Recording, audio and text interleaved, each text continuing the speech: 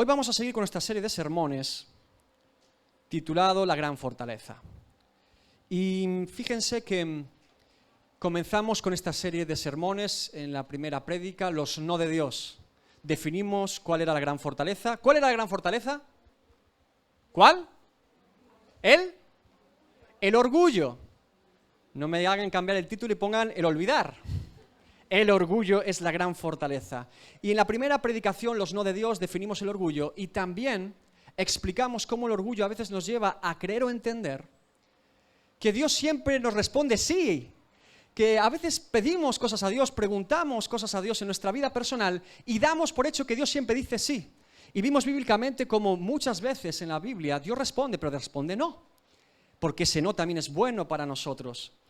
Y el texto bíblico que estamos utilizando en esta serie de sermones es el mismo que hemos utilizado en Derribando Fortalezas, que es 2 Corintios 10, del 4 al 5. Vamos a ponernos de pie para leer la palabra de Dios juntos, así nos activamos, nos ponemos atentos.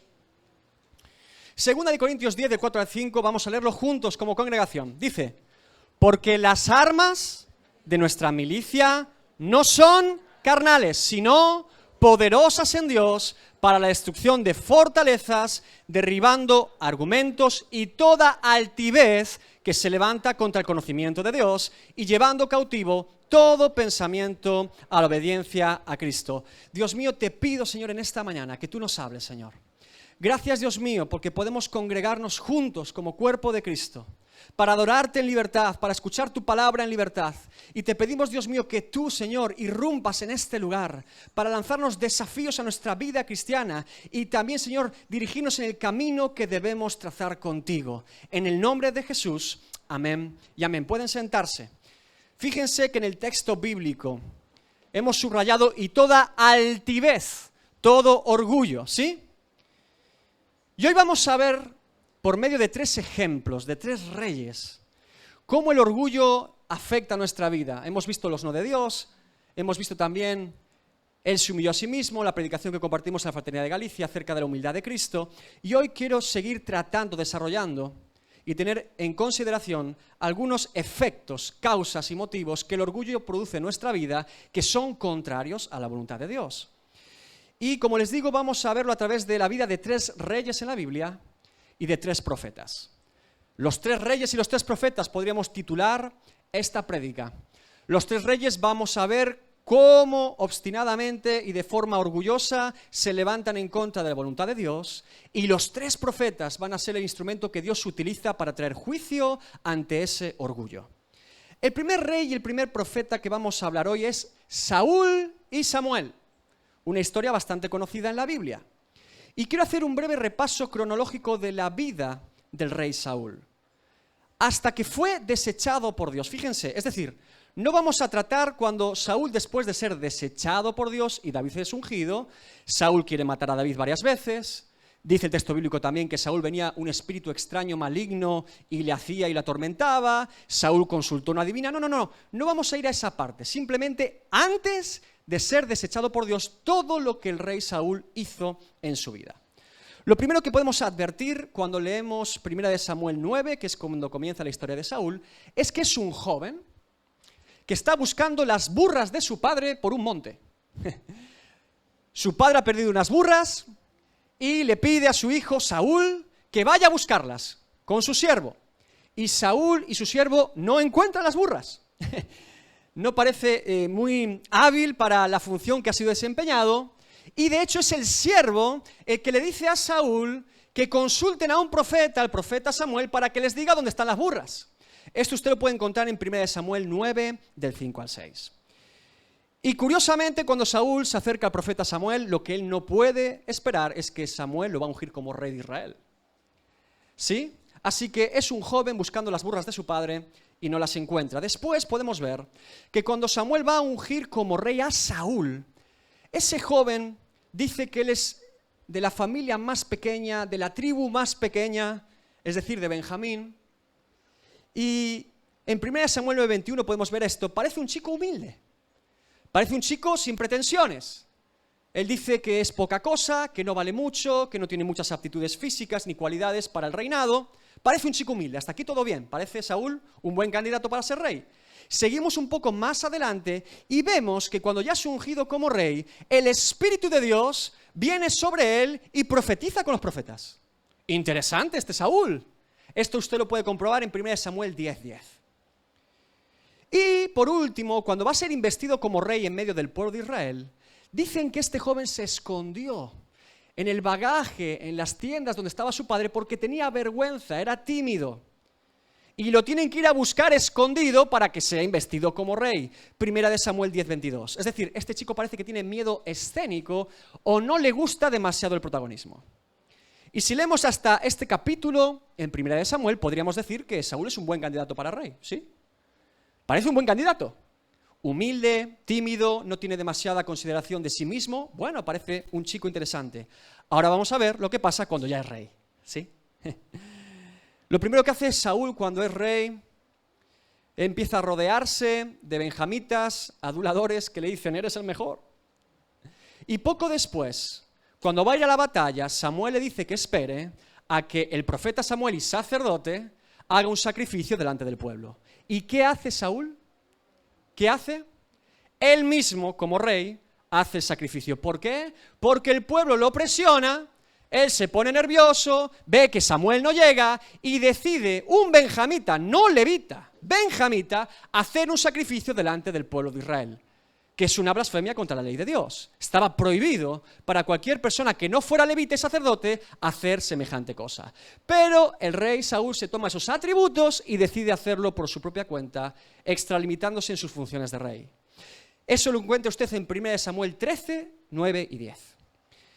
Poco después hace un juramento necio en el que obliga al pueblo a que venzan a los enemigos del pueblo y el que coma antes de hacerlo va a morir. Pero él no sabe que su hijo Jonatán lleva ya tiempo peleando con los enemigos y sin saber esa orden su hijo come. Y Saúl quiere matar a su propio hijo por incumplir el juramento que a él se le ocurrió hacer. Y es el pueblo de Israel el que le dice, Saúl, no mates a tu hijo. Dios ha utilizado a tu hijo para traer la victoria al pueblo. ¿Cómo vas a matar a quien Dios ha utilizado para traer la victoria? Y el pueblo evita que Saúl mate a su propio hijo. Usted lo puede encontrar en 1 Samuel 14, 44. Por último, llegamos al capítulo 15. Este joven tímido, con miedo escénico, se hace un monumento a sí mismo. 1 Samuel 15, 12.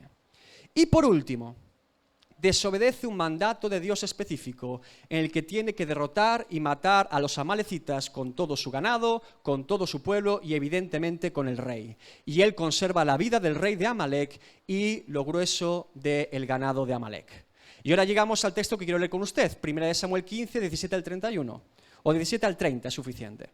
Vamos a leerlo y usted fíjese en todo ese contexto que acabamos de hacer, ¿vale? Vamos despacio. Y dijo Samuel, fíjense, aunque eras pequeño en tus propios ojos, aunque tú eras humilde cuando yo te llamé, ¿no has sido hecho jefe de las tribus de Israel y Jehová te ha ungido por rey sobre Israel? Y Jehová te envió en misión y dijo, ve, destruye a los pecadores de Amalec y hazles guerra hasta que los acabes. ¿Por qué pues no has oído la voz de Dios, sino que vuelto el botín has hecho lo malo ante los ojos de Dios? Y Saúl respondió a Samuel, no, antes bien, he obedecido la voz de Dios y fui a la misión que Dios me envió y he traído a Agag, rey de Amalec, y he destruido a los amalecitas. Mas el pueblo, fíjese cómo se excusa, mas el pueblo tomó del botín ovejas y vacas, las primicias del anatema, para ofrecer sacrificios a Jehová tu Dios en Gilgal. Verso 22. Y Samuel dijo, ¿se complace Dios tanto en los holocaustos y víctimas como en que se obedezca a las palabras de Dios? Ciertamente el obedecer es mejor que los sacrificios y el prestar atención que la grosura de los carneros, porque como pecado de adivinación es la rebelión y como ídolos e idolatría la obstinación. Saúl había sido rebelde y obstinado. Por cuanto tú desechaste la palabra de Dios, él también te ha desechado, pues, para que no seas rey. Entonces Saúl dijo a Samuel, yo he pecado. Parece que reconoce su culpa, ¿no? Pues he quebrantado el mandamiento de Dios y tus palabras, porque temía al pueblo, no a Dios, temía al pueblo, fíjense los detalles, y consentía la voz de ellos. Perdona pues ahora mi pecado y vuelve conmigo para que adore a Dios. Y Samuel respondió a Saúl, no volveré contigo, porque desechaste la palabra de Dios y Dios te ha desechado para que no seas rey sobre Israel. Y volviéndose Samuel para irse, él se asió de la punta de su manto y éste se rasgó. Entonces Samuel le dijo, Jehová ha rasgado hoy de ti el reino de Israel y lo ha dado a un prójimo tuyo mejor que tú. Además, el que es la gloria de Israel no mentirá ni se arrepentirá, porque no es hombre para que se arrepienta. Y él dijo, yo he pecado. Verso 30, pero te ruego que me honres delante de los ancianos de mi pueblo y delante de Israel y vuelvas conmigo para que adore a Jehová tu Dios. ¿Se dan cuenta de algo aquí importante en el texto bíblico? En todo el relato que le he leído y junto a todo el contexto que le he dado, ¿cuál es la preocupación principal de Saúl? ¿Dios o los hombres? ¿Dios o él mismo? Él mismo, ¿sí? Fíjense incluso cómo habla en términos del pueblo. Dice, cuando el pueblo hace algo mal, dice el pueblo. Pero cuando hay que honrarlo es mi pueblo. Fíjense los detalles. El orgullo de Saúl lo lleva, hermanos, a saberse desechado por Dios, a saber que no está haciendo la voluntad de Dios, pero se conforma, al menos que la gente no se dé cuenta. Al menos hónrame delante del pueblo, ¿sí? Dios me ha desechado, pero no me deseches delante del pueblo, porque su corazón está para hacer su propia voluntad y no la de Dios. Gálatas 1:10. Pues busco ahora el favor de los hombres o el de Dios. O trato de agradar a los hombres, pues si todavía agradara a los hombres, no sería siervo de Cristo. Efesios 6:6. No sirviendo al ojo, como los que quieren agradar a los hombres, sino como siervos de Cristo, de corazón haciendo la voluntad de Dios. Colosenses 3:2. Poned la mira en las cosas de arriba, no en las de la tierra. La primera pregunta que nos tenemos que hacer para volar nuestro propio orgullo delante de Dios es la siguiente. ¿A quién honra lo que voy a decir, hablar o hacer? ¿A Dios o a mí? Si me honra a mí, es orgullo. Si honra a Dios, estoy cumpliendo el propósito por el cual fui creado, que es para glorificar a Dios. Segundo rey y segundo profeta, Acab y Micaías. Acab es un rey que merecería una serie de sermones. Un día quizá hacemos una serie de sermones desde 1 Reyes 17, Elías y Acab. Acab es un rey bastante particular y terrible en la Biblia, el rey del norte de Israel. Fíjense, le voy a dar un breve contexto. Tenemos aquí a Acab, rey de Israel, que decide por su propia cuenta ir a pelear contra Ramot de Galaad, unos enemigos de Israel. ¿Y qué hace este rey? Este rey pide ayuda al rey del sur de Judá, Josafat. Josafat es un hombre más espiritual que Acab, es un hombre más temeroso de Dios que Acab, pero Josafat tiene vínculos familiares, sus hijos se han casado con sus hijas y dice, bueno, voy contigo, somos de la misma sangre, somos familia, vamos a ir juntos a pelear. Pero, dice Josafat, no Acab, consultemos a Dios al menos. Consultemos si Dios está dispuesto a apoyarnos en esta batalla, si Dios nos va a acompañar, nos va a dar victoria. ¿Tienes algún profeta, le dice Josafat a Acab, ahí en tu territorio que nos pueda profetizar? Dice Acab, sí, tengo 400 profetas. Ven a mi corte y vamos a ver lo que Dios nos tiene que decir, ¿sí? Así que Josafat acompaña al rey Acab y delante de falsos profetas, 400 de ellos, esos 400 hombres dicen, Acab, Dios te va a dar la victoria, eres un campeón, Dios te va a acompañar, vas a tener victoria en todo lo que hagas, vas a prosperar en todos tus caminos, eres un bendecido de Dios, ¿sí? 400 hombres diciendo eso. Es tal el ridículo que hacen esos 400 falsos profetas que Josafat, que es un poco más espiritual, como he dicho, que Acab, dice, el texto bíblico es tremendo, dice, ¿habrá un profeta de verdad aquí? ¿Habrá algún hombre de Dios de verdad? Porque estos 400 aduladores evidentemente están diciendo lo que tú quieres escuchar. Y es cuando Acab le dice a Josafat, hay un profeta de Dios llamado Micaías que nunca me dice lo que quiero escuchar, que siempre me dice cosas malas. Pues traigan a Micaías. Y la persona que va a traer a Micaías le advierte, le dice, Micaías, por favor, hay 400 hombres, 400 profetas que le han dicho a Acab que va a tener victoria, no se te ocurra decir otra cosa. ¿Qué responde Micaías, que es un profeta de verdad? Yo voy a decir lo que Dios me ponga en el corazón, que es la verdad de Dios. No me importa la consecuencia de esto. Y Micaías llega delante de Acab y Josafat. Y en tono jocoso dice, Acab, Dios te va a dar la victoria. Y Acab, conociendo a Micaías, dice, dime la verdad. No me vengas con cuentos, dime la verdad que tienes de parte de Dios. Y ese hombre de Dios llamado Micaías, profeta de Dios, le dice, tú hoy vas a ir a la guerra y vas a morir. Cumpliéndose la profecía del profeta Elías por el asunto de la viña de Nabot. Hoy se cumple la profecía. Y tú hoy, rey Acab, por tu obstinación y tu rebeldía, vas a morir. Y eso es cuando, ahora llegamos a 1 Reyes 22:18, y dice el texto, y el rey de Israel, es decir, Acab, dijo a Josafat, ¿no te lo había yo dicho? Ninguna cosa buena profetizará él acerca de mí, sino solamente el mal. Pregunta, hermanos, cuando escucho algo que no me gusta, ¿doy por hecho que eso no es de Dios? Peor aún, cuando escucho algo que me gusta, que me agrada, ¿doy por hecho que eso es de Dios? Nuestro orgullo nos puede hacer entender, creer y ver que todo lo que yo oigo bueno y que me gusta proviene de Dios. Y muchas veces es precisamente lo contrario. Gálatas 4:16. Me he vuelto, por tanto, vuestro enemigo al deciros la verdad, dice Pablo a los Gálatas. Juan 8:45-46, palabras de Jesucristo. A mí, porque digo la verdad, no me creéis. ¿Quién de vosotros me redarguye de pecado? Pues si digo la verdad, ¿por qué vosotros no me creéis? Salmos 52:3. Amaste el mal más que el bien, la mentira más que la verdad. Acab estaba encantado con tener 400 hombres que le mintieran a la cara diciendo cosas que no provenían de Dios. Estaba encantado. Pero ¿saben lo que pasa con Acab en ese capítulo? Ese hombre se viste de siervo para que no sepan que es rey en la batalla. Y una flecha, podríamos decir, tirada casi al azar, llega, atraviesa a Acab y muere. Porque lo que Dios dice, Dios lo cumple. Y por mucho que quiera huir de la voluntad de Dios, no puede. Y ese rey muere en esa batalla, conforme Dios había profetizado. Fíjense, en el primer rey podemos aprender que el orgullo muchas veces nos lleva a buscar nuestra propia gloria, incluso cuando ya hemos sido desechados por Dios. En el segundo rey, Acab, podemos aprender, hermanos, que muchas veces el orgullo nos lleva a no querer escuchar la voz de Dios, aunque esto implique morir espiritualmente y físicamente. Tercer rey y profeta, Belsasar y Daniel. Contexto bíblico. Belsasar es el hijo de Nabucodonosor, un rey pagano.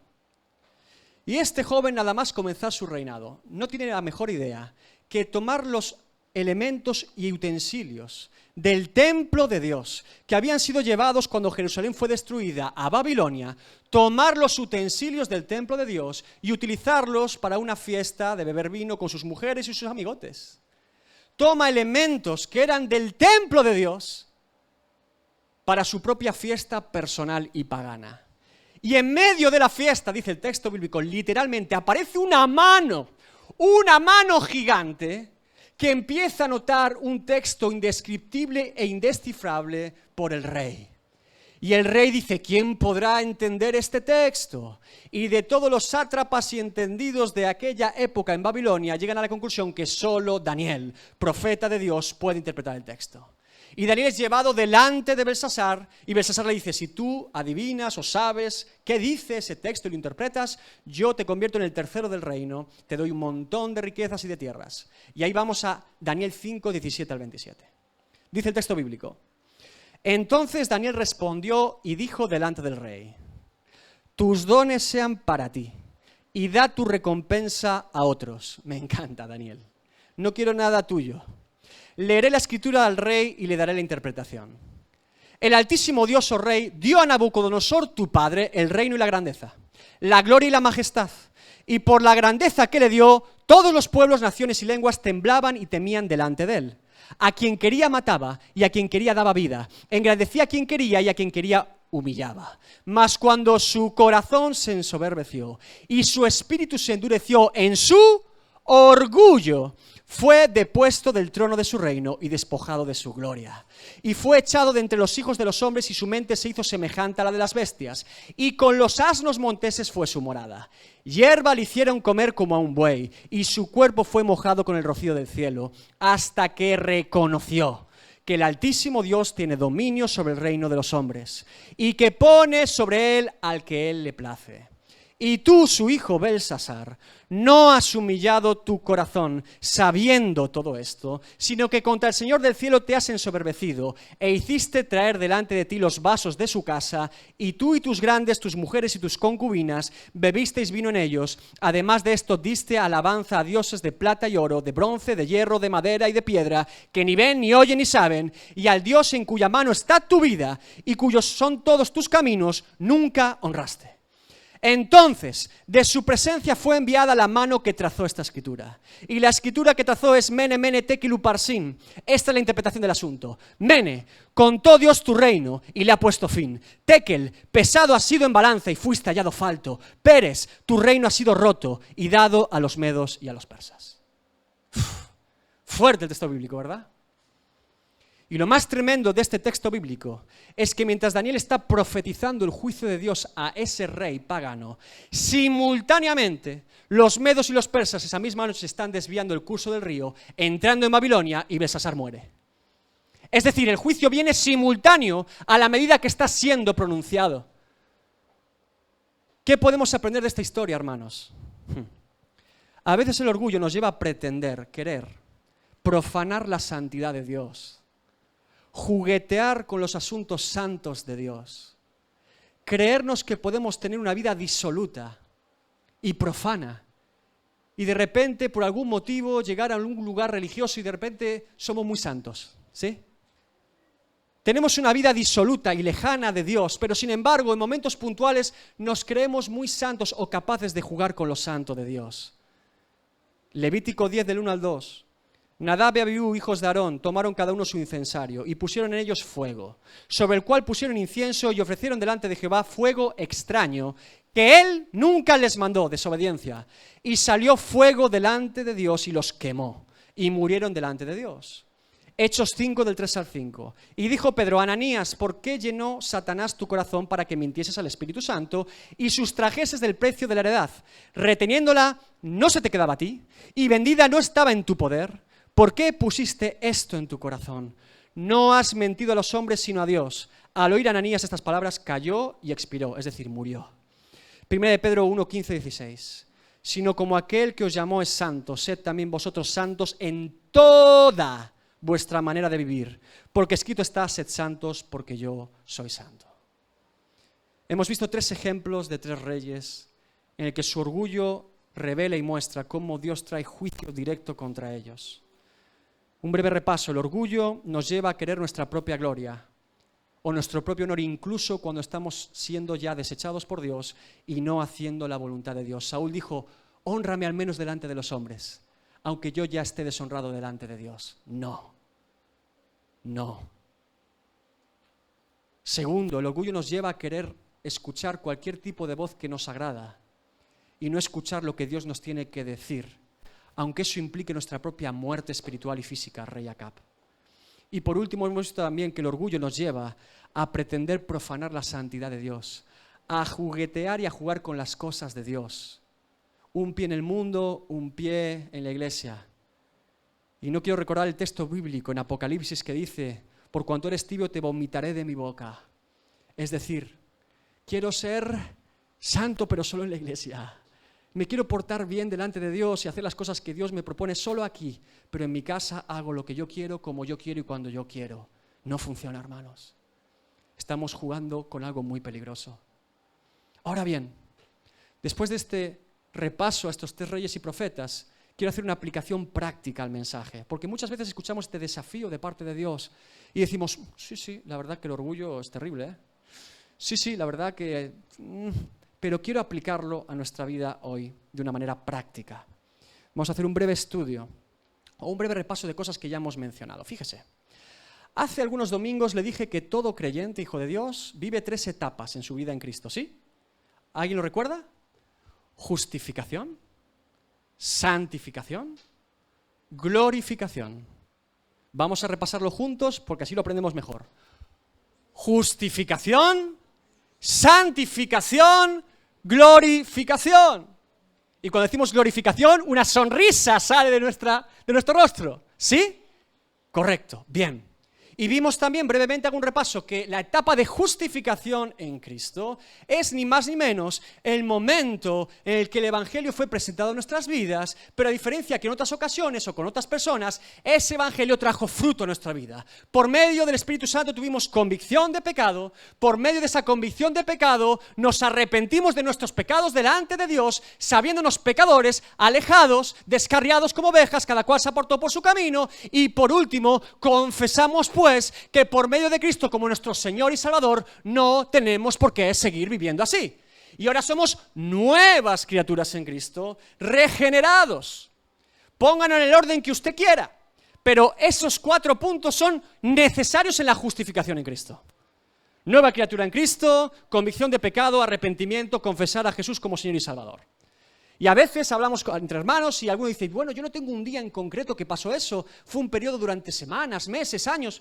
Está bien, póngale el tiempo que usted quiera y el orden quizá incluso que usted quiera, pero esos 4 puntos, convicción de pecado, arrepentimiento, confesión de Jesucristo como nuestro Señor y Salvador y nuevas criaturas en Cristo, es necesario para poder completar un proceso de justificación en Cristo. Las cosas viejas pasaron, todas son hechas nuevas. Ese es el proceso de justificación. Ahora, después de ser justificados, ¿nos vamos al cielo? ¡Seguimos aquí! Es decir, una vez que se completó la etapa de justificación en Cristo y hasta que seamos llevados delante de la presencia de Dios, estamos en nuestra etapa de santificación. ¿Sí? Y cuando nosotros somos llevados delante de la presencia de Dios, entonces es la etapa de glorificación por la eternidad. Bien. ¿Cuál es la meta o el propósito de nuestra etapa de santificación en Cristo? Su propio nombre lo indica. Santificación. ¿Sí? Ahora, vamos a leer Efesios 4, 11 al 14 porque el apóstol Pablo lo explica con bastante detalle. Fíjese. Efesios 4, 11 al 14. Y él mismo, se refiere a Jesucristo, constituyó a unos apóstoles, a otros profetas, a otros evangelistas, a otros pastores y maestros, los 5 ministerios dados por Dios a la iglesia. ¿A fin de qué? Perfeccionar, subrayamos perfeccionar. ¿A quiénes? A los santos, a nosotros, para la obra del ministerio. ¿Para qué? La edificación, perfección, edificación del cuerpo de Cristo, hasta que todos,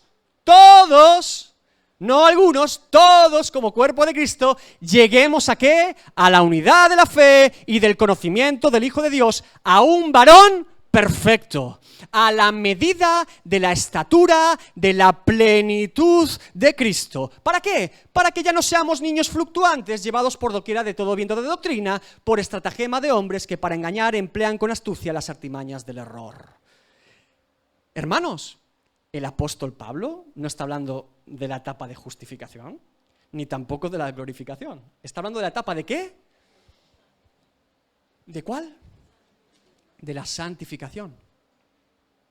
Por lo tanto, ¿cuál es nuestra meta y objetivo en nuestra etapa de santificación? Llegar a la estatura de Cristo. Ah, pero es que yo nunca voy a ser como Cristo. Sí, ya lo sé. Pero no se trata de esto. Se trata de que el motivo, el motor, nuestra intención debe ser llegar a la estatura de Cristo. Por lo tanto, la etapa de santificación, de forma natural, es una etapa de crecimiento, madurez y consolidación de nuestra fe. ¿Sí? Si tenemos que llegar a la estatura, cada vez tenemos que crecer más. Crecimiento, madurez y consolidación de nuestra fe en Cristo. Por lo tanto, escúcheme bien, si yo en mi vida cristiana, una vez que he aceptado a Jesucristo como mi Señor y Salvador, ya he pasado y completado la etapa de justificación, paso por largos periodos de mi vida en la que no estoy creciendo, en la que no estoy madurando, en la que no puedo ver ni siquiera ningún avance testimonial interno y externo de estar creciendo en Cristo, quiere decir que hay algo que interrumpe el proceso natural, algo que está impidiendo el crecimiento natural en todo hijo de Dios. ¿Y qué es eso que lo impide? ¿Quién lo impide? El orgullo puede ser un motivo. Vamos a generalizarlo. ¿El qué? Pecado. El pecado, muy bien, muy bien. El pecado. ¿Pero cómo es posible? Si yo me arrepentí de mis pecados, ¿aún sigo teniendo pecado? Bien, fíjese. Muy atentos. Voy a poner un ejemplo que, aunque nos lleve un poco de tiempo, va a ser de bendición para usted. Escúcheme bien en todo lo que le voy a decir. Este ejemplo lo he tomado del libro Pecado remanente de John Owen, teólogo puritano del siglo XVII, simplemente lo he desarrollado, porque es importante para la Iglesia. Vamos a tomar como texto bíblico un principio que Jesús da a sus discípulos en Getsemaní, un texto muy importante en la Biblia. Mateo 26, 41. Dice, velad y orad para que no entréis en tentación. El espíritu a la verdad está dispuesto, pero la carne es, repito, velad y orad, para que no entréis en pecado, no dice eso, dice en tentación. El espíritu a la verdad está dispuesto. ¿A qué está dispuesto el espíritu? A velar y orar para que no entremos en tentación. Pero la carne, ¿qué? Es débil. Fíjese entonces, muy importante. El espíritu está dispuesto, pero la carne no. Y por lo tanto, dice, para que no entréis en tentación. Y podemos leer en la epístola de Santiago que la tentación engendra pecado y el pecado da luz la muerte. Sí, entonces, vamos a poner un ejemplo sencillo. Como le digo, imaginemos que nuestra vida es un castillo, ¿sí? Que vamos levantando y construyendo desde que somos pequeñitos, con nuestro carácter, personalidad, familia, y completamos ese castillo en nuestra edad de adolescencia, juventud o edad adulta. Nuestra vida es un castillo. Bien, ¿qué es lo necesario para que haya un castillo en condiciones? ¿Qué hace falta en un castillo, en un buen castillo? Un rey, un señor. No hay castillo sin señor, sería una ruina, no un castillo. En un castillo siempre hay un señor. Siempre hay alguien que manda, que gobierna, que ejerce autoridad sobre sus súbditos, ¿sí? Nuestra vida es un castillo y siempre hay un señor. Primera pregunta. Antes de conocer a Cristo, ¿quién gobernaba el castillo de nuestra vida? Algunos niños dicen por aquí nosotros mismos. ¿Alguna más? El enemigo, Satanás. Importante, fíjense. Satanás, a veces le damos atributos que solo son de Dios. Mucho cuidado. Satanás no es omnisciente ni omnipresente. Por lo tanto, si gobernara mi vida, no gobernaría la del pecador de al lado. No es posible. Por lo tanto, Satanás no gobernaba nuestra vida. No significa que no influenciara de manera externa y de manera interna con espíritus, etcétera, todo lo que usted quiera, de manera real, oprimiendo y seduciendo, con la tentación, etcétera. Pero, técnicamente, como le digo, Satanás no es omnisciente ni tampoco omnipresente, solo Dios. Satanás no conoce nuestros pensamientos. ¿No yo? No lo sabe. No significa que Satanás y el enemigo y los demonios no sean inteligentes y hayan aprendido durante 8.000 años de la historia del ser humano cómo se comporta el ser humano. Por eso, un simple demonio de rango bajo puede ver a un hombre girarse cuando ve a una mujer pasar y dice, este ya sé cómo me voy a tentar. No hace falta ser muy inteligente, simplemente hace falta estar presente para lo que ocurre. Si incluso los hombres podemos advertir ciertas cosas, cuanto más en el mundo espiritual. Pero no es Satanás quien gobernaba el castillo de nuestra vida de forma personal, individual o interna, no. ¿Quién? Hemos dicho también algún niño por aquí. Nosotros mismos. Fíjense. A veces tenemos demasiado alto concepto de nuestra propia libertad, ¿sí? Yo gobierno mi vida, yo gobierno mi casa. Bueno, podríamos decir técnicamente y bíblicamente además que quien gobernaba nuestra vida era nuestra condición de pecadores, ¿sí? Todo ser humano nace en condición de pecador. Y aunque yo quiero ejercer mi libertad de forma libre, realmente estoy atado, esclavizado a mi condición de pecador. Y por lo tanto voy como un perrito faldero detrás de lo que el pecado me propone. Siempre lejos de Dios, siempre a mi propia manera, nunca cumpliendo la voluntad de Dios. Esta es nuestra condición antes de conocer a Cristo. Y esto es lo que se denomina en la Biblia continuamente como la carne. De hecho, Valerio hoy en Romanos 13 apuntó los deseos de la carne, la concupiscencia, los deseos internos que el ser humano tiene de no obedecer a Dios, de hacer su propia voluntad, de estar lejos de Dios para satisfacerse a sí mismo por sí mismo. ¿Se entiende lo que es la carne? Nuestro Señor, por lo tanto, antes de conocer a Cristo, era nuestra carne. Por eso, desde bien chiquitos, intentábamos cosas que no eran buenas, Intentamos poner los límites de que nuestro papá nos decía, de vez en cuando mentíamos, de vez en cuando teníamos un poco de codicia, de vez en cuando le pegamos a nuestro hermano, etcétera, etcétera, etcétera. Nuestra carne a flor de piel desde bien pequeñitos. ¿Sí? Bien. Importante, la carne, cuando decimos carne, no solamente afecta a deseos físicos o pasionales del ámbito físico. La carne representa deseos del alma, psicológicos, del corazón, todo al completo, el ser completo. El orgullo, por ejemplo, es un claro síntoma de la carne que se está manifestando en nuestra vida y no es algo físico. ¿Sí? ¿Se entiende? Bien. Entonces, estábamos como muertos en nuestros delitos y pecados, Efesios 2:1. Y nuestro destino, por lo tanto, era la muerte por la eternidad lejos de Dios.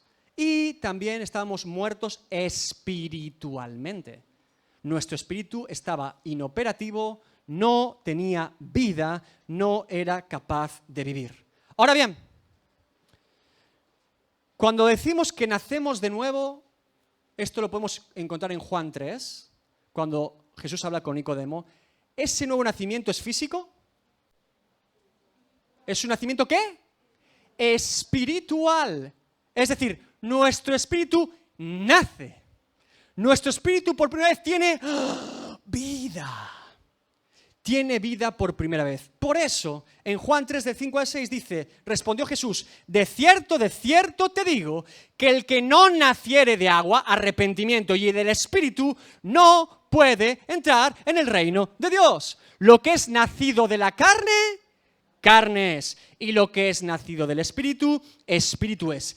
Lo que está explicando aquí Jesús a Nicodemo, y tenemos muchos más pasajes bíblicos que refuerzan esta idea, es clara y llanamente que antes de conocer a Cristo, escúcheme bien, solo estaba nuestra carne, nuestros deseos hacia el pecado, nuestros deseos de la carne, como locos detrás de las cosas que Satanás y el mundo nos proponían. Pero en un nuevo nacimiento en Cristo, nuestro espíritu nace. Y por lo tanto, dentro del castillo, ya no está solo la carne, ahora está la carne y el espíritu. Y ahí se produce una tensión natural. ¿Sí o sí? Bien. Después de conocer a Cristo, ¿quién es el Señor del castillo en nuestra vida? ¿Quién? Cristo. ¿Sí? Lo tenemos claro. ¿Por medio de quién? De su Espíritu Santo morando en nosotros, que es el que da vida a nuestro espíritu. Por lo tanto, la carne gobernaba nuestra vida, pero nosotros, yendo directos en nuestros delitos y pecados hacia la muerte, Cristo vino a nuestra vida, cambiamos de rumbo, vamos en dirección a Cristo, hacia la vida eterna, y en ese instante quien gobierna es Cristo por medio de nuestro espíritu. ¿Sí? Nuestro espíritu ama lo de Dios, nuestro espíritu ama la palabra, nuestro espíritu busca glorificar a Dios, nuestra carne no. ¿Sí? Bien. Vamos siguiendo. Si hemos dicho que teníamos un Señor que es nuestra carne y que ahora es nuestro espíritu el que da señorío a Cristo, pregunta obvia, ¿dónde está el antiguo Señor? ¿A dónde se ha ido la carne? ¿A dónde? Sigue estando. No se ha ido del castillo. El castillo de nuestra vida. No somos dos David. Usted imagínese que aquí estuviera un alma gemela mía que fuera la carne entera y aquí el espíritu. Y una dualidad. No. Es un solo castillo, una sola vida. Por lo tanto, la carne no va a morir hasta el día que nosotros muramos físicamente. Y ahí sí, por la eternidad, en la etapa de glorificación, solo nuestro espíritu, con un cuerpo nuevo, podrá estar delante de la presencia de Dios que es santo. Pero por lo tanto, en esta etapa de santificación, ha habido un cambio de Señor y ahora la carne ya no se enseñorea, no se tiene por qué enseñorear de nosotros. Esto es lo que explica precisamente Pablo en Romanos 7. Si usted lee la carta de los Romanos, cuando llega al capítulo 7, hace esto es complejo, porque Pablo dice lo que no quiero hacer eso hago, y lo que quiero hacer eso no hago, por el pecado que mora en mí. Y dices, ¿qué le está pasando a Pablo? ¿Qué está intentando explicar Pablo? Lo que está intentando precisamente explicar Pablo es lo que le estoy diciendo, que en nuestra etapa de santificación, aunque hemos entregado nuestra vida a Cristo, sigue habiendo pecado latente o pecado remanente, o como dice el apóstol, pecado que mora en mí, la carne que sigue alejándose de Dios. ¿Sí? Y por eso en Romanos 8, el capítulo siguiente, Pablo explica que vivimos en una tensión, en una lucha permanente, hasta que seamos llevados delante de la presencia de Cristo entre la carne y el espíritu. ¿Se entiende hasta ahora? Carne y espíritu enfrentadas, una glorifica a Dios, otra busca sus propios deseos. Entonces, lo que le estoy diciendo, escúcheme bien, es que cuando yo soy hijo de Dios y creyente, ya la carne no tiene por qué enseñorearse de mí. Y por lo tanto, que cuando pecamos lo hacemos de forma voluntaria. ¿Me oyó? De forma voluntaria. Porque si se enseñorea a Cristo en mi vida, yo no tendría por qué pecar. David, ¿estás diciendo que seremos perfectos hasta que nos muramos? No, estoy diciendo que de forma natural un creyente hijo de Dios, cuando ha detectado que su carne ha prevalecido y que hay pecado en él, lo primero que hace es arrepentirse delante de Dios para no volver a hacerlo. No practicar ese pecado. Porque no tiene por qué enseñorearse de nosotros, ni ser nuestro Señor, porque el señorío es de Cristo. ¿Qué pasa con el antiguo señor? Hemos dicho que no lo podemos sacar del castillo. ¿Cuál es el mejor lugar en un castillo para poner al antiguo señor? Muy bien, los niños están más rápidos que ustedes. En un buen calabozo, en la mazmorra más profunda, en la cárcel más profunda del castillo. Es el lugar idóneo para la carne, que es lo que muchos teólogos definen como mortificación de la carne. A esa carne no hay que alimentarla ni darle de beber, no se preocupe, va a seguir viva. Hasta que nos muramos va a estar ahí el antiguo señor. Y siempre va a querer salir fuera de la celda. ¿Se ha dado cuenta usted? Yo también. Siempre va a querer salir de la celda fuera. Por eso no solamente es suficiente con encerrarlo en el calabozo más profundo del castillo, sino poner unos buenos guardias, unos buenos alguaciles que supervisen que no salga de la celda. ¿Sí? Bien. Como le digo, el antiguo señor siempre va a querer salir fuera y volver a tomar el gobierno del castillo. Por eso, hermanos, es común y constante en nuestra vida cristiana, en la etapa de santificación, voces internas de nuestra propia carne que nos dicen cosas como esta. Antes estaba mejor que ahora. Antes de ser cristiano, eras más feliz. Antes tu familia te quería más. Antes te lo pasabas mejor. Parece que estás siempre triste, siempre. Antes estabas mejor que ahora con Dios. Además, tu vida no ha cambiado nada, sigue siendo el mismo. Sigues exactamente la misma condición que antes de conocer a Cristo. Simplemente eres menos feliz. Voces como, Dios no te perdonará esto. Voces como, no eres hijo de Dios. ¿Para qué lees la Biblia si no la entiendes? ¿Para qué oras a Dios si no te escucha? Constantemente. La carne literalmente dentro de la celda diciendo, ¡quiero salir! Intentando susurrarnos, déjame un rato libre si no va a pasar nada. Déjame un poco de gobierno en el castillo, vas a ver cómo nos lo pasamos muy bien. Constantemente. El antiguo señor proponiéndonos darle el señorío nuevamente. Y no solo desde dentro de la celda, desde fuera del castillo tenemos a los amigos de la carne, que son Satanás y el mundo. Desde fuera han puesto piquetes y pancartas. Dejen salir al señor del castillo, déjenlo salir de la cárcel. Antes era mejor, nos deleitábamos más con él. Nos lo vamos a pasar mucho mejor con él, con el nuevo señor que es Cristo. ¿Sí? Por eso tentaciones externas constantemente nos invaden para dar el señorío a la carne. E internamente la carne quiere salir. ¿Me estás siguiendo en todo lo que le estoy diciendo? Esto es muy importante. Internamente quiere volver a gobernar y externamente Satanás, el mundo, nos va a proponer constantemente que vuelva al gobierno. Por eso es muy importante entonces los guardias de esa celda. ¿Quiénes son los guardias entonces? Fíjese. Muy bien. Yo le voy a llevar un poquito más allá. Hemos dicho que Cristo debe ser el Señor de nuestras vidas y que el Espíritu Santo mora en nosotros, somos templo del Espíritu Santo. ¿Qué dice la palabra de Dios en Gálatas 5, 22 al 23? ¿Qué produce el Espíritu Santo en nosotros cuando le damos tiempo de que obre nuestra vida? El fruto del Espíritu. Fruto. Y me encanta la palabra de Dios porque dice fruto. Quiere decir que requiere tiempo. Que requiere tiempo, hermanos.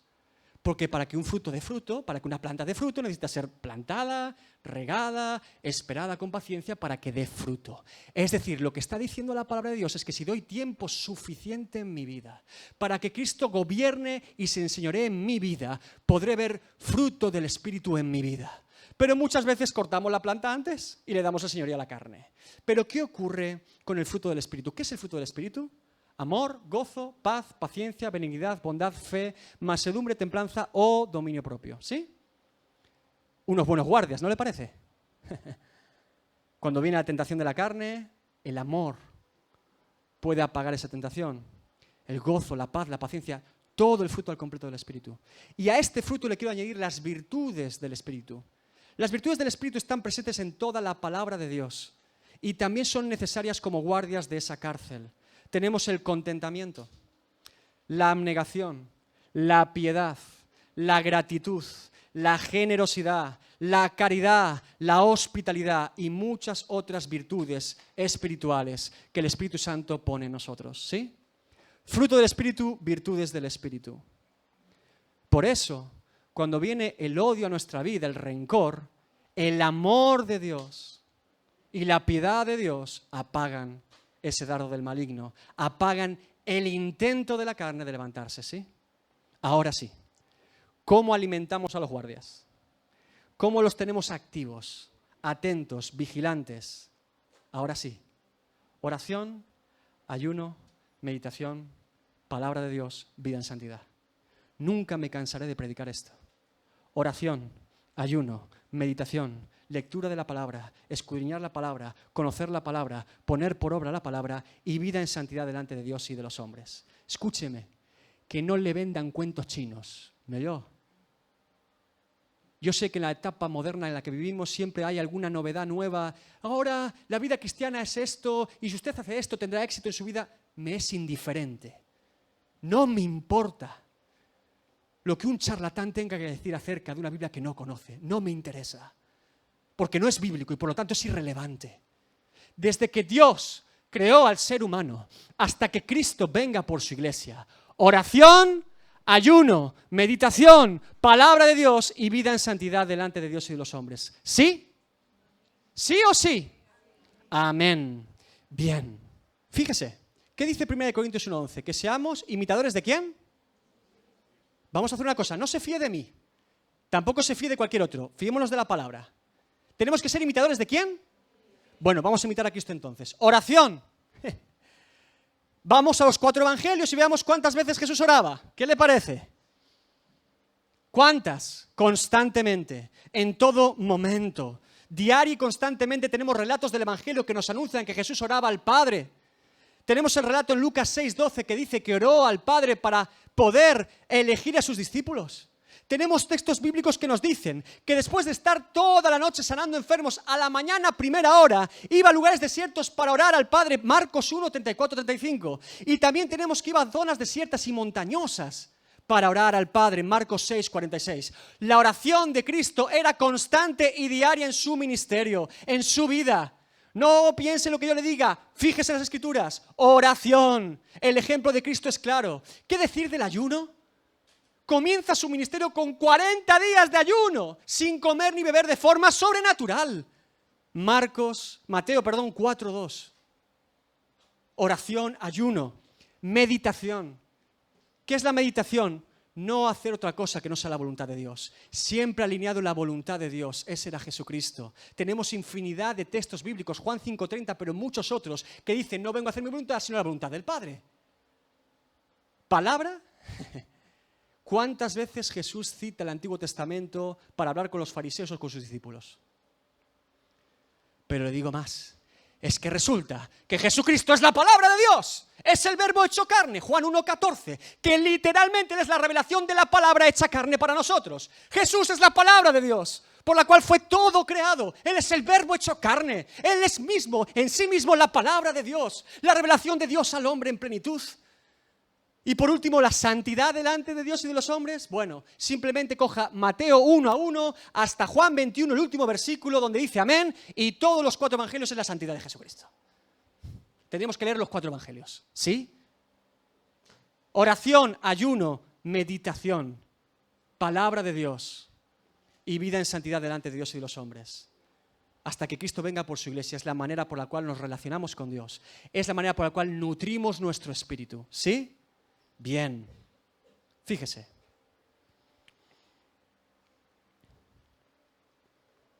Cuando oramos, si oramos delante de Dios, ¿realmente tomamos la actitud de oración delante de Dios?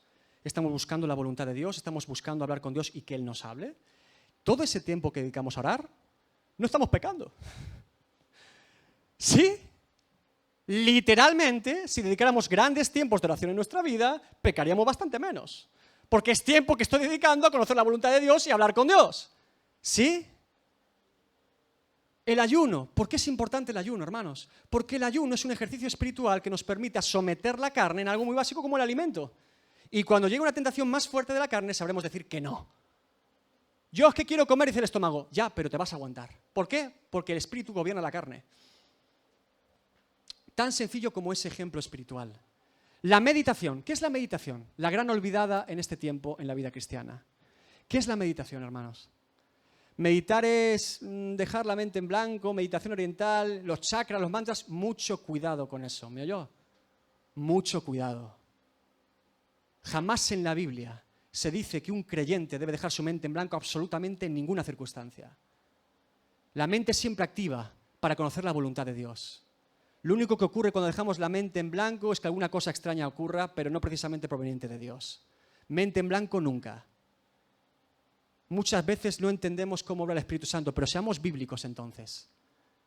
¿Desde cuándo el Espíritu Santo obra induciendo con repeticiones mecánicas de ritmos y cosas y mantras? No. Mucho cuidado. A veces, en vez de ser espirituales, parecemos espiritistas. Déjeme que se lo diga. Mucho cuidado con esto. Y como le digo, hay que conocer las Escrituras. Vamos a Hechos. ¿Qué dice Hechos que pasa cuando el Espíritu Santo llega a los creyentes? Dice que se derrama o que cae sobre ellos, que es algo que no están esperando y ¡boom! Cuando la paloma agita las alas, hermano, créeme que nos vamos a dar cuenta. Pero es Dios operando de forma libre y en su voluntad. En casa de Cornelio dice literalmente, Hechos 10, que cayó sobre los gentiles, cayó el Espíritu Santo sobre ellos. Y estaba predicando a un Pedro. En una predicación cayó el Espíritu Santo. Eso sí es un modelo bíblico de cómo opera el Espíritu Santo. De forma inadvertida, sobrepasando nuestra humanidad, no entendiendo lo que ocurre, Dios llevando un buen fogonazo del Espíritu Santo. Sí, así ocurre como el Espíritu Santo obra, pero no de forma mecánica, ni en trances extraños dejando mi mente en blanco. Esto no es bíblico. De hecho, es una práctica habitual en religiones y pensamientos ocultistas y paganos. Mucho cuidado con eso. Entonces, ¿qué es la meditación? Mire, la meditación cristiana, la gran olvidada de este tiempo, es literalmente esto, mira. Masticar la comida. Masticar lo que Dios me está hablando.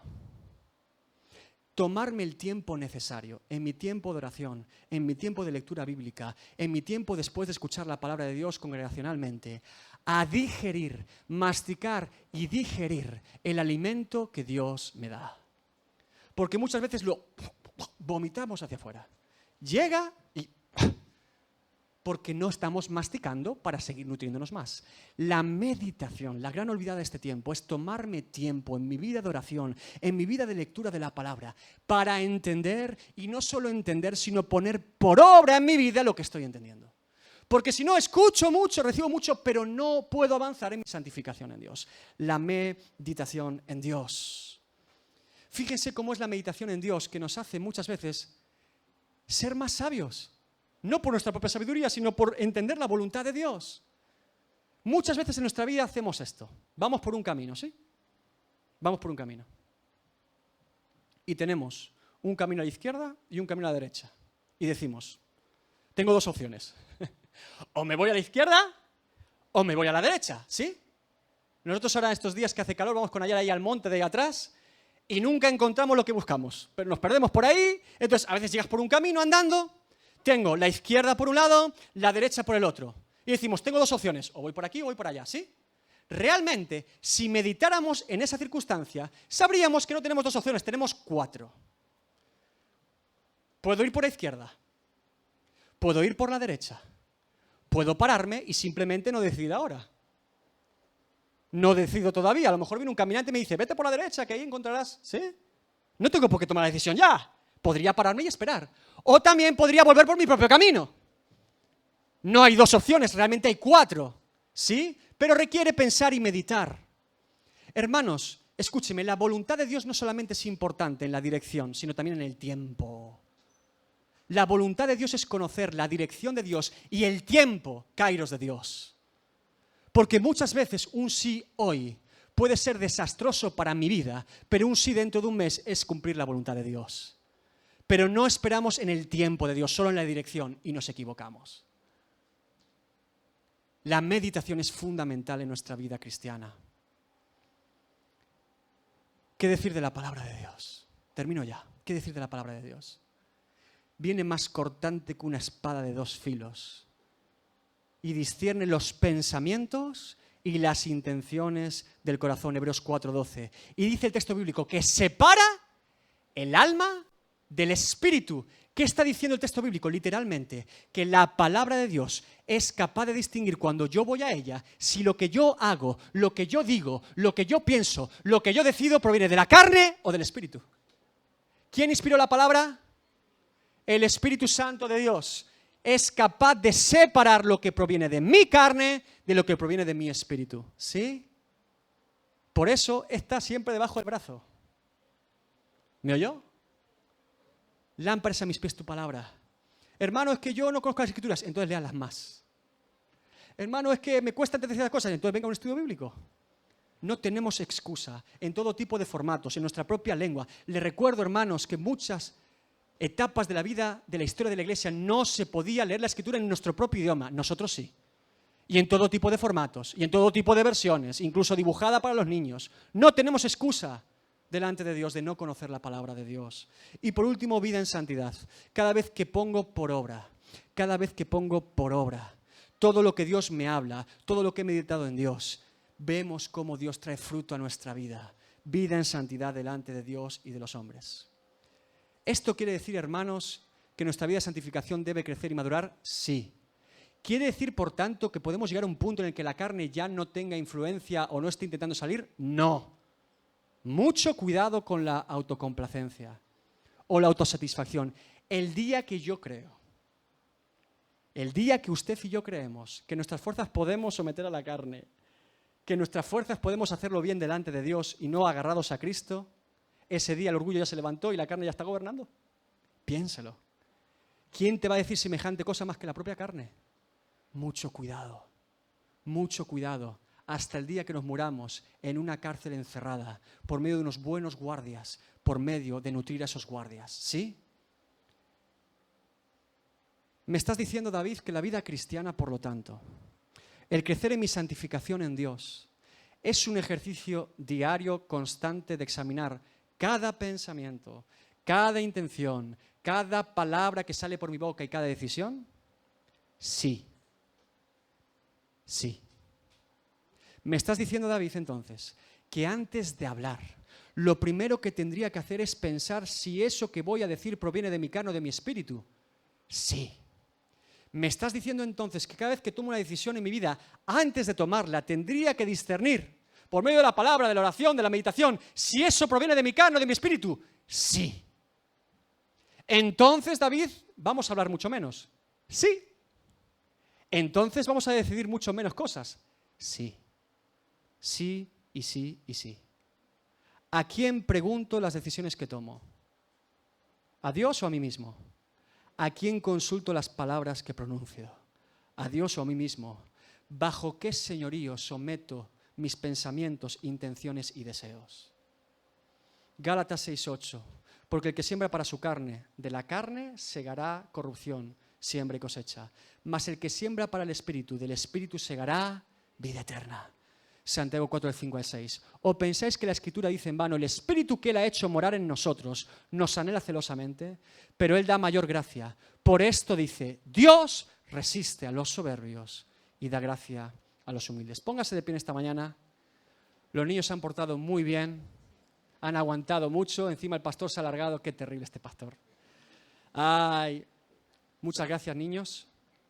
también los adultos, pero quiero que por un instante cerremos nuestros ojos para meditar la palabra. Yo sé que hace calor, alguno estará diciendo, yo estaría mejor en la playa. Déjeme decirle de parte de Dios, no, usted no estaría mejor en la playa. ¿Me oyó? No estaría mejor. Ni si le pasa eso por la cabeza. Esa es la carne diciéndonos que estaríamos mejor en otro sitio que en lugar de la casa de Dios. Créame, no estaría mejor. Quizá más fresco, pero no mejor. Cierre sus ojos por un instante.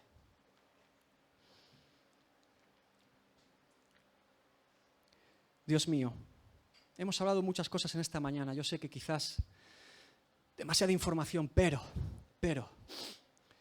sé, Dios mío, que tú nos estás llevando, Dios mío, a conocer mejor cómo debemos vivir nuestra vida en ti, a conocer en mayor profundidad realmente cómo debemos manejarnos, cómo debemos actuar, hablar, obrar, pensar en nuestra vida en ti, Señor.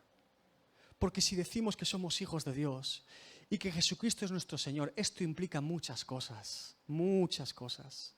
Y también reconocemos, Dios mío, que no podemos en nuestras fuerzas, que constantemente pareciera que la carne es más fuerte que nuestro espíritu, que constantemente parece que se levanta y nos hace recordarnos cuando éramos no creyentes o antes de conocerte, y eso nos frustra y nos produce dolor en nuestro corazón porque nosotros mismos nos juzgamos y decimos, no he avanzado nada, parece que esté peor que cuando estaba antes de conocer a Cristo. Dios mío, desechamos todas esas voces que vienen a acusarnos, a machacarnos, a ofuscarnos en seguir lejos de ti. Más bien queremos escuchar la voz de tu Espíritu Santo que nos dice, vuelve al camino, vuelve a la verdad, vuelve a la vida, vuelve a poner en el trono del castillo que es nuestra vida a Jesucristo de Nazaret, para que tengamos vida y vida eterna. Oh Dios mío, ayúdanos en este tiempo a discernir en nuestra propia vida todo lo que está operando, Dios mío. Que cada palabra que nuestra boca pronuncia tiene un peso y tiene una consecuencia, no solo para nosotros mismos, sino también para los demás. Y por eso requiere un esfuerzo diario de saber lo que decimos por nuestra boca, también de lo que pensamos, de lo que decidimos, de cómo actuamos, Señor. Debemos ser testimonios de Cristo a los demás. Debemos ser reflejo del carácter de Cristo a otros, pero muchas veces dejamos rienda suelta a nuestra carne, que sale de esa cárcel, de esa mazmorra y hace lo que bien le parece. Y nos hace daño principalmente a nosotros mismos, nos hace daño. Ya sabemos lo que es vivir lejos del señorío de Cristo. ¿Quién quiere volver ahí? ¿En qué situación o momento querríamos volver a ese estado? Pero si es la muerte espiritual, lejos de Dios, heridos, rotos, secos y muertos, en un desierto permanente, en el que parecía que nada tenía sentido. Y Cristo vino a alumbrar nuestra vida para volver atrás. No, más bien todo lo contrario, para permanecer y perseverar en sus caminos. Démosle tiempo a Dios para que Él dé fruto con su Espíritu. Demos tiempo a que el señorío de Cristo se revele en toda su plenitud, para que podamos ver la gloria de Dios en nosotros. Oh hermano, persevera y permanece, porque a su justo tiempo Dios se revela con toda su gracia a nuestra vida y podemos ver cómo Él obra en nosotros. Oh Señor, ayúdanos, Señor, a ser diligentes, valientes y esforzados, a poner unos buenos guardias en la celda, cuanto más mejores. Que el amor, la paz, la paciencia, el gozo, la fe, la mansedumbre, la templanza, el dominio propio sometan a nuestra carne, la gratitud, la piedad, el contentamiento, la abnegación, tantas virtudes del Espíritu que tú dispones, Señor, en nuestra vida para guardar todo aquello que tú pones y también custodiar a la carne que debe estar sometida. Cada día debemos someter nuestra carne, todos los días, hasta el día que seamos llevados delante de la presencia de Dios en la glorificación por todos los siglos y la eternidad para honrar y exaltar el nombre de Cristo. Qué gran camino es el camino del creyente. Qué gran camino es el camino de glorificar a Dios y no a nosotros mismos. Oh Dios mío, rompe todo orgullo en este tiempo que busca su propia gloria, que busca querer jugar con lo santo, viviendo en lo disoluto. Oh Dios mío, que busca solo voces que dicen lo que quiere escuchar, aunque estén lejos de ti, Dios mío. Que el orgullo no nos lleve a estar tan lejos de Dios que no nos demos cuenta, o que estemos tan lejos de Dios y que ya no nos importe. Ayúdanos, Dios mío, en este tiempo, en el nombre de Jesús. Amén. y amén.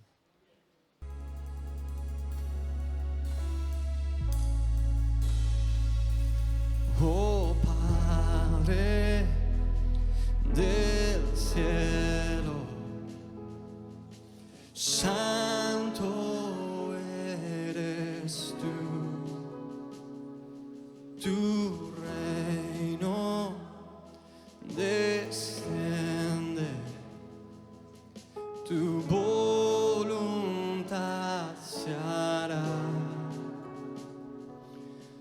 Y como en el cielo descienda tu reino, y como en el cielo descienda tu reino.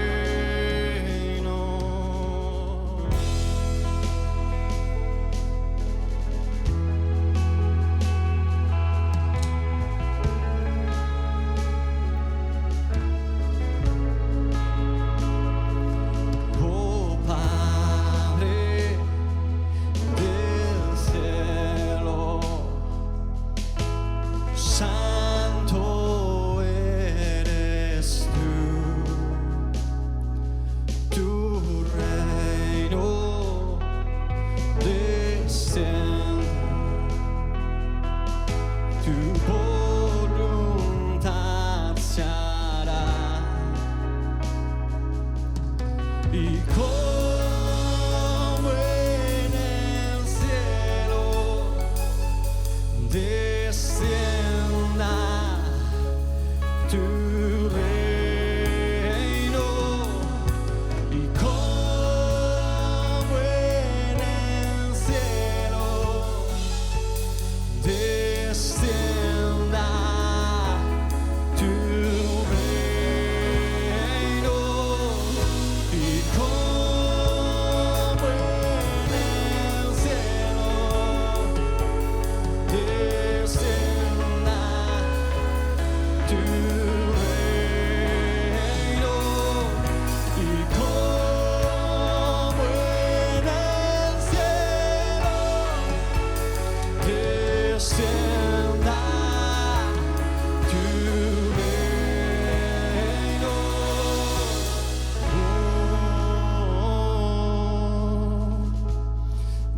Desciende Dios, desciende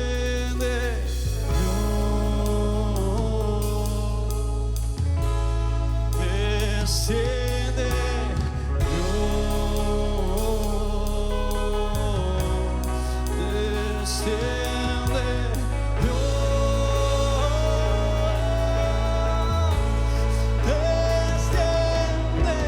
Dios, desciende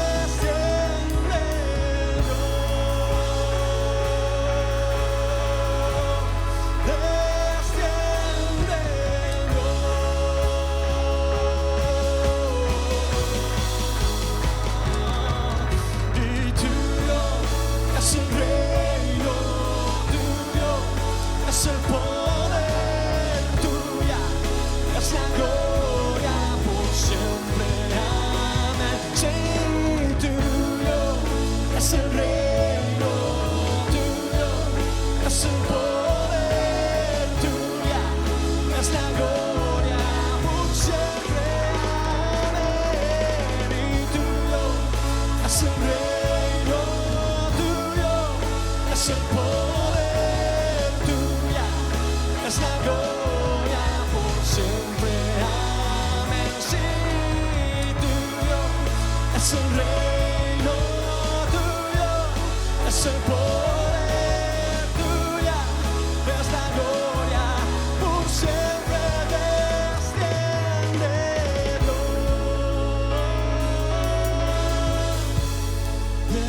Desciende Dios,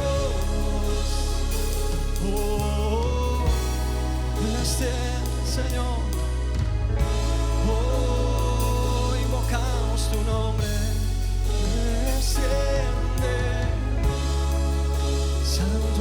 Señor. Las voces conmigo, tuyo es el reino. Tuyo es el reino, tuyo es el poder, tuya es la gloria. Aleluya. Sí, tuyo es el reino, es el poder, tuya es la gloria por siempre. Sí, tuyo es el reino, es el poder, tuya es la gloria por siempre y siempre. Tuyo es el reino, tuyo es el poder.